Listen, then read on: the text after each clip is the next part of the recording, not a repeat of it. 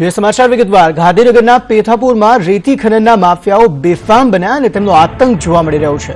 પેથાપુર પાસેથી પસાર થઈ રહેલા સાબરમતીના પટમાંથી બેરોકટોક રેતીનું ખનન થઈ રહ્યું છે અને અધિકારીઓ આંખે પાટા બાંધીને તમામ હરકતો જોઈ રહ્યા છે।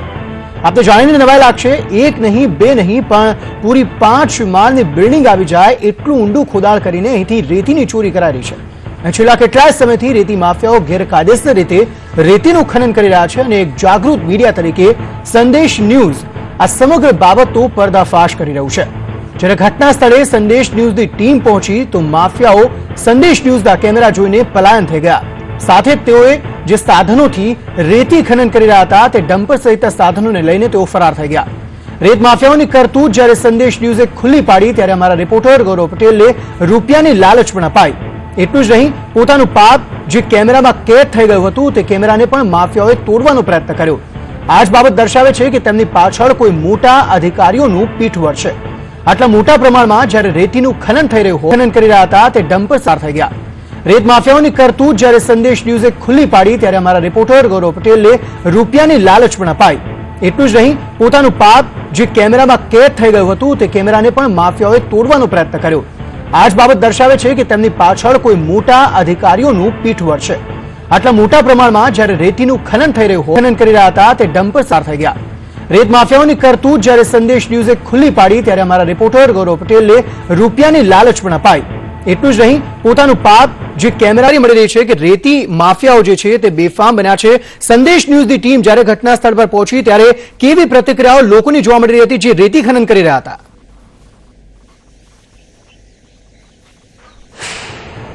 જી અંકિત, વાત કરવામાં આવ્યો તો સંદેશને એક માહિતી મળી હતી કે પેથાપુરમાં જે સાબરમતી નદીનો પટ પસાર થયો છે ત્યાં ગેરકાયદેસર રીતે રેતીનું ખનન થયું છે।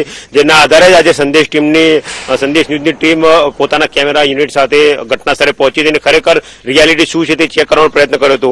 જેવી સંદેશ ન્યૂઝની ટીમ પેથાપુર નદીના પટમાં પહોંચી હતી એક ચોંકાવનારી હકીકત બહાર આવી। 11 થી વધારે જેટલા ડમ્પર, 10 થી 15 જેટલા ડમ્પર અને એક મોટું હિટાચી મશીન રેતી ખનન માટે ત્યાં નદીના પટમાં જ હતું। મહત્વની વાત છે કે નદીના પટમાં જ્યાં સુધી લીઝ આપીએ ત્યાં સુધી ખનન ત્યાંથી વ્યાજ્યું છે, પરંતુ જે જગ્યાએ ડમ્પર પડેલા હતા અને જે જગ્યાએ હિટાચીનું મશીન હતું કે જેનાથી રેતીનું ખનન થતું હતું એ જમીન ખરાબાની હતી। ખરાબાની જમીનમાં લીઝ આપી શકાય નહીં, એટલે ચોક્કસ એવું કહી શકાય કે એ ગેરકાયદે ખનન થઈ રહ્યું હતું। હું કેમેરામેનને કહીશ કે નદીનો એક પટ બતાવે છે જ્યાં ખુલ્લેઆમ ખનન થઈ રહ્યું હતું। જ્યારે સંદેશ ન્યૂઝની ટીમ ઘટના સ્થળે પહોંચી ત્યારે કેમેરા જોતા જ જે માફિયાઓ હતા રેતીના તે પોતાના ડમ્પર અને હિટાચી મશીન લઈને ભાગવાનો પ્રયત્ન કરી રહ્યા હતા અને ડમ્પર લઈને ભાગવામાં સફળ નીવડ્યા હતા। જેવા તેમને રોકવાનો પ્રયત્ન કર્યો અને અટકાવવાનો પ્રયત્ન કર્યો અને જાણવાનો પ્રયત્ન કર્યો કે શું થઈ રહ્યું હતું ત્યારે તેમને પોતાના માણસો બોલાવીને જાનથી મારી નાખવાની ધમકી પણ આપી હતી। છેવટે કોઈપણ પ્રકારની મચક જ્યારે સંદેશ ન્યૂઝની ટીમે ના આપી ત્યારે છેવટે તેઓએ રૂપિયાથી વ્યવહાર કરીને આખો મામલો દબાવી દેવાનો પ્રયાસ પણ કર્યો હતો, પરંતુ સંદેશ ટીમે એક જાગૃત મીડિયા તરીકે આખી મુહિમ ચાલી રાખી હતી અને તેમની કોઈપણ કામને તેમને મચક ના આપીને જે વાસ્તવિકતા હતી તે લોકો સમક્ષ લાવવાનો પ્રયાસ કર્યો હતો। ચોક્કસ એવું કહી શકાય કે જે રીતે દિવસ દરમિયાન ખુલ્લેઆમ રેતીનું ખનન થતું હતું ક્યાંક ને ક્યાંક તંત્ર આ આખી ઘટનામાં આંખ આડા કાન કરી રહ્યું હોય। અંકિત, બિલકુલ ચોક્કસ અધિકારીઓની સંડોવણી અહીંયા કેટલા પ્રમાણમાં કહી શકાય કે તેમની પણ સંડોવણી છે? કારણ કે જે પ્રમાણે જાણકારી છે ત્યાં સુધી જે ડમ્પર ચાલકો હોય છે, જે રેતીનો ધંધો કરતો હોય છે, તેમને આ રેતી ખનન માટે ચોક્કસ પ્રમાણની રોયલ્ટી ચૂકવવી પડતી હોય છે અને તેમ છતાં જ્યારે રોયલ્ટી ચૂકવ્યા વગર જ્યારે રેતી ખનન કરવામાં આવતી હોય છે ત્યારે અધિકારીઓની સંડોવણી કેટલા પ્રમાણમાં જોઈ શકાય છે આ મુદ્દે?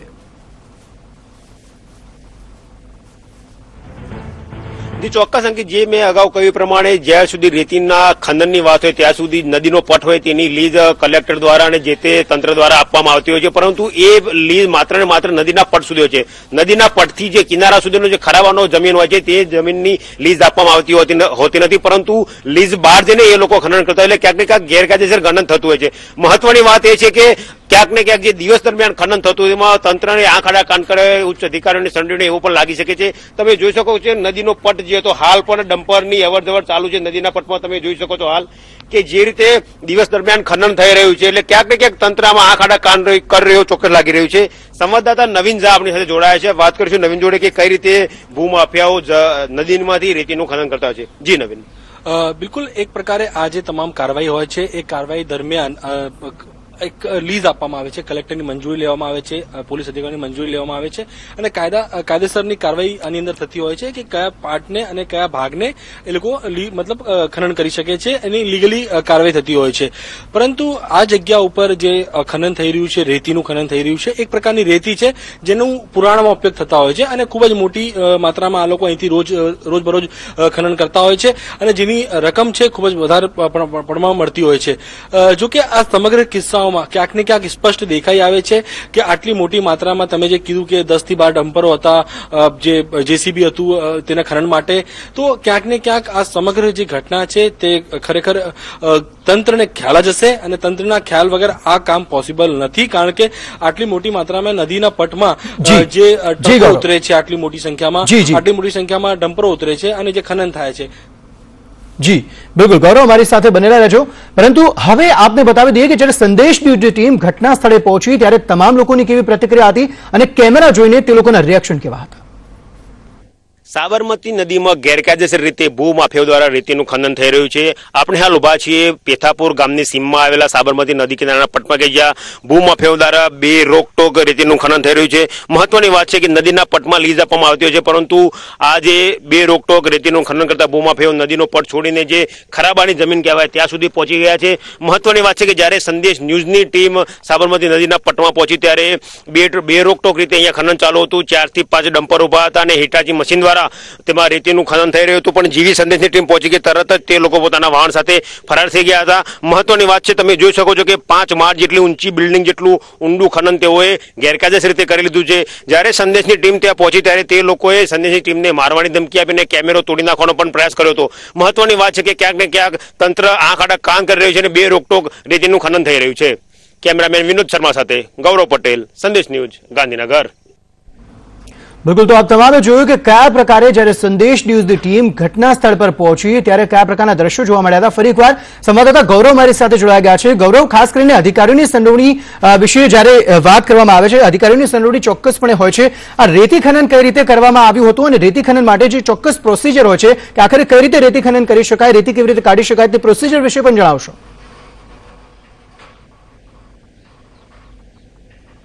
હજી જ્યાં સુધી પ્રોસિજરને લાગે કે ત્યાં સુધી નદીના પટમાં જે અમુક ચોક્કસ દિવસો પ્રમાણે લીઝ આપવામાં આવતી હોય છે અને દિવસ દરમિયાન કેટલા કલાક તેનું ખોદકામ કરવું તે પણ એમાં ઉલ્લેખ કરેલો હોય છે. પરંતુ જ્યાં સુધી ગેરકાયદેસર ખનનની વાત છે ત્યાં સુધી જે ભાગની લીઝ આપી છે એ ભાગમાં પૂરતા પ્રમાણમાં રેતી ન હોવાથી વધુ લાલચમાં અને વધુ પૈસા કમાવાના ભાગરૂપે આ જે રેતીના માફિયાઓ છે ખનન કરતા દૂર સુધી પહોંચી જાય છે.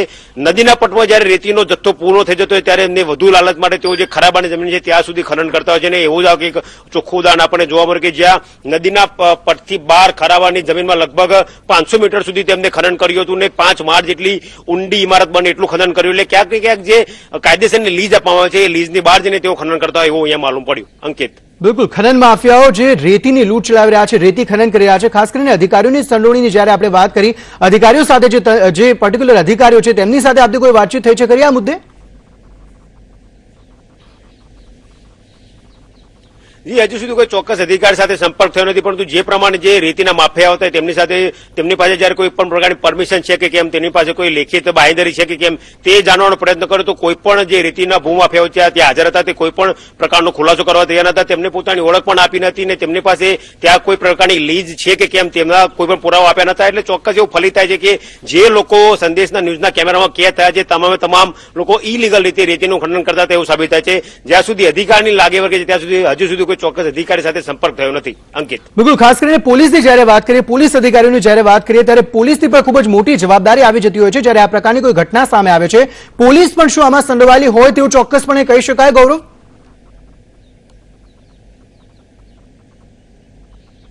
જ્યાં સુધી અધિકારીઓને પોલીસ અધિકારીઓની વાત છે ત્યાં સુધી જે રીતે બે રોકટોક ખનન થતું હતું, જ્યારે પણ કોઈ પણ પ્રકારની ગેરકાયદેસર પ્રવૃત્તિ થતી હોય તો તેના ઉપર વોચડોગ રાખવાનું કામ ખરેખર પોલીસનું થતું હોય છે. પરંતુ આવડા મોટા વિશાળ નદીના પટમાં વિશાળ માત્રામાં રેતીનું ખનન થતું હોય પણ કોઈ પણ પ્રકારની દેખરેખ પોલીસ દ્વારા પણ રાખવામાં આવતી ન હતી.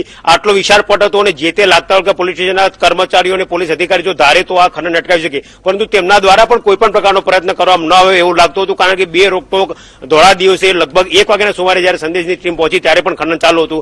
ચોક્કસ કહી શકાય કે પોલીસ પણ આ ઘટનામાં આખાડા કાન કરી રહી છે. અંકિત, બિલકુલ ચોક્કસ જે પ્રમાણે આપ જણાવી રહ્યા છો ગૌરવ કે 5 માળ જેટલું ખનન થઈ ચૂક્યું છે, એટલે કે 5 માળ ઊંડું ખનન થઈ ચૂક્યું છે. ખાસ કરીને કેટલા સમયથી આ ખનન ચાલતું હતું તે વિશે કોઈ જાણકારી મળી છે કે કેમ, અને કોની રહેમ નજર હેઠળ આ કામકાજ થતું હતું તેની કોઈ માહિતી મળી છે કે કેમ?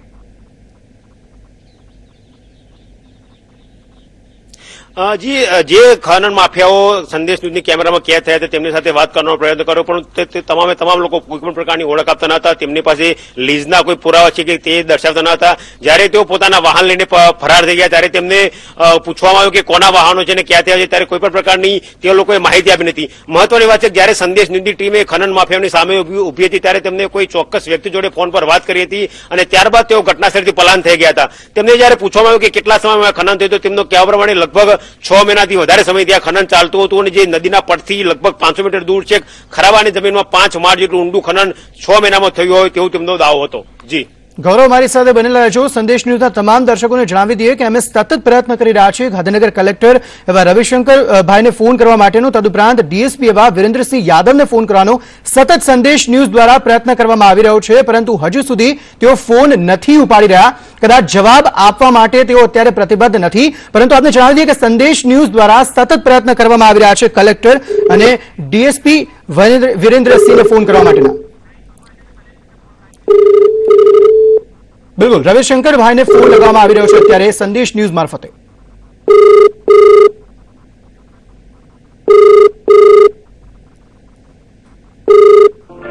તમે ડાયલ કરેલો નંબર. તો આપણે સાંભળ્યું કે હજુ પણ કલેક્ટર સાહેબ ફોન નથી ઉપાડી રહ્યા. સંદેશ ન્યૂઝ દ્વારા વારંવાર ફોન કરવામાં આવી રહ્યો છે. એક તરફ કલેક્ટર એવા રવિશંકરભાઈને અને બીજી તરફ ડીસીપી એવા વિરેન્દ્રસિંહ યાદવને ફોન લગાવવામાં આવી રહ્યો છે, પરંતુ તે હજુ સુધી ફોન નથી ઉઠાવી રહ્યા. સતત ફોન લગાવવાનો ટ્રાય કરી રહ્યું છે સંદેશ ન્યૂઝ, પરંતુ તે ફોન નથી ઉઠાવી રહ્યા. એક તરફ અમારા સંવાદદાતા ગૌરવ પટેલ પણ જોડાયેલા છે, તેમની પાસેથી પણ અમે તમામ માહિતી મેળવી રહ્યા છે. તો આ તરફ ડીએસપી એવા વિરેન્દ્રસિંહ યાદવને પણ ફોન લગાવવામાં આવી રહ્યો છે.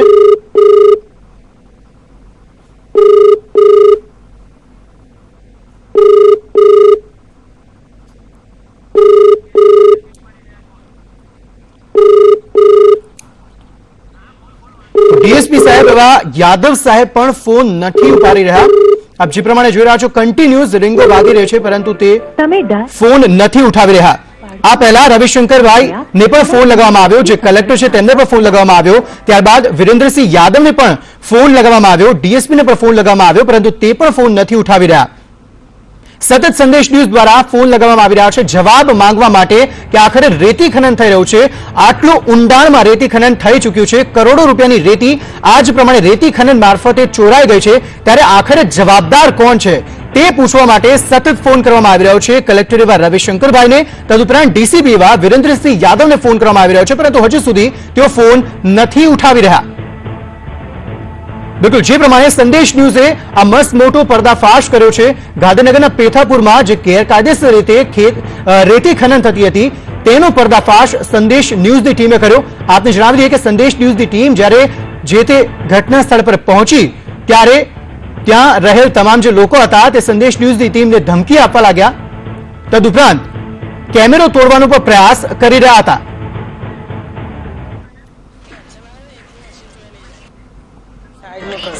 અહીંયા રહેવા દે, વાંધો નહીં. અહીંયા બધું સાઈડ, અહીંયા કોઈ ટ્રાફિક નથી. ઉભો રાખ, બસ અહીંયા ખડે રાખ. ઉભા રાખો, જવા દઈશું, વાંધો નહીં. કીધું ને જવા દઈશું, પણ એને તો ઉભા રાખો ને. ચાવી આપીએ ને, ચાવી આપીએ ને.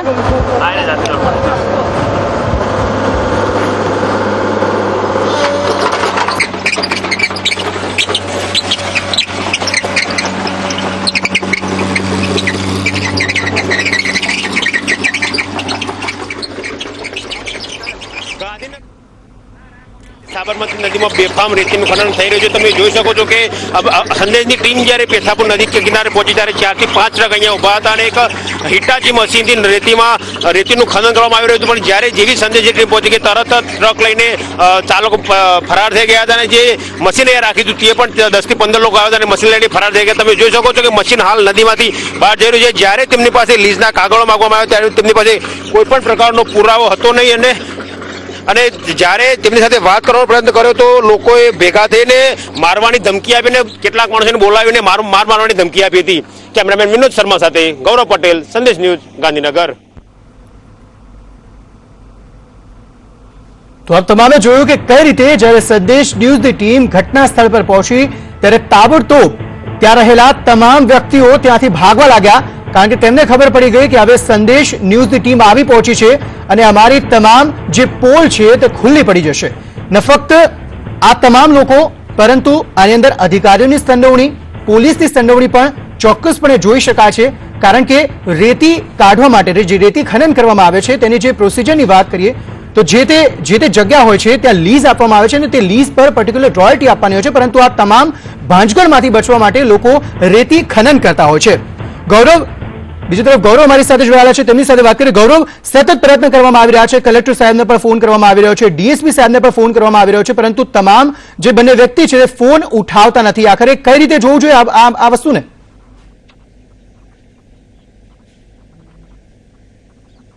ચોક્કસ જો તંત્ર દ્વારા આ કાળા કામ કરવામાં ના આવતા હોય તો ચોક્કસ જે જવાબદાર અધિકારીઓ છે તેમને અંગે ખુલાસો કરવો જોઈએ કે શા માટે આ રીતે બે રોકટોક ખનન થાય છે તેમના દ્વારા પગલાં લેવામાં આવતા નથી.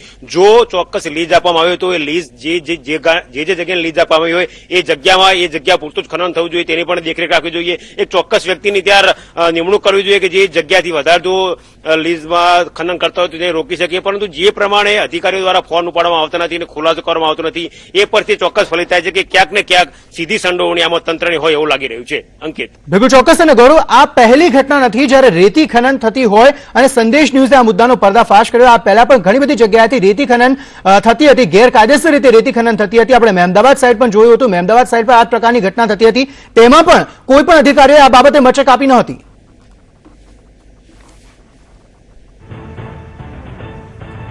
કહી શકાય કે એક મિલીભગત હોય એવું લાગી રહ્યું છે, કારણ કે જો રાતના અંધારામાં રેતી ખનન થતું હોય તો એવું કહી શકાય કે ભાઈ એ લોકો ગેરકાયદેસર ખનન કરી રહ્યા છે અને કોઈનાથી પકડાય ના માટે રાતના અંધારાનો ઉપયોગ કરે છે. જો ધોરા દિવસે નદીના પટમાંથી રેતીનું ખનન થતું હોય અને તંત્રને કાનો કાન ખબર ના પડતી હોય એટલે એવું કહી શકાય કે ક્યાંક ને ક્યાંક મિલીભગતથી આખું કામ ચાલુ રહ્યું છે.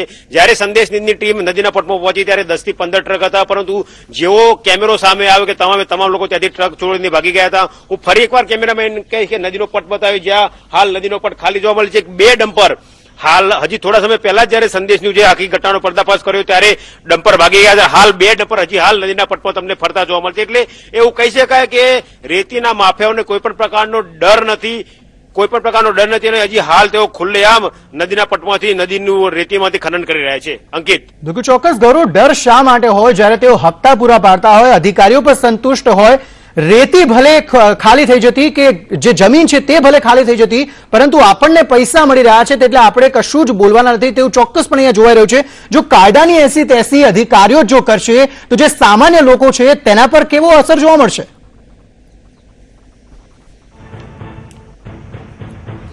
ચોક્કસ અસર જોવા મળે, કારણ કે જો કાયદાથી સર્વોપરી કોઈ છે ને, પરંતુ જો કાયદા સાથે જો ચેડા કરીને અધિકારીઓ તેની સાથે મિલીભગત રાખીને જો કામ કરતા હોય તો ક્યાંક ને ક્યાંક પ્રજાએ હાથમાં શાસન લેવાનો વારો છે.